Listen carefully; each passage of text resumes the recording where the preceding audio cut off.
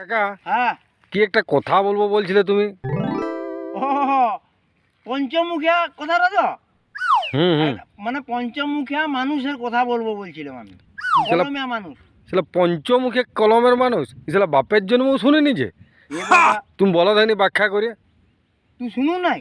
না। হ্যাঁ দেখ, বলে দিচ্ছি তোকে, শুন।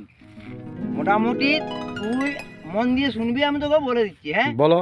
এক ভদ্রলোক বিয়ে করেছে, বহুদিন বিয়ে করব করব করে হয় না, তার বিয়ে করেছে।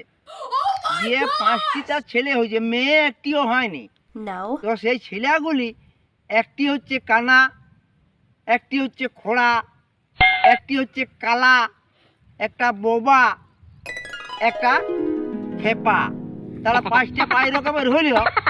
এরপরে দেখ, 5টা পাই রকমের তো হয়েছে বটে, তাদের চেহারারও কোনো মিল নাই, মুখেরও কোনো মিল নাই, তাদের চলন ধরনের কোনো মিল নাই।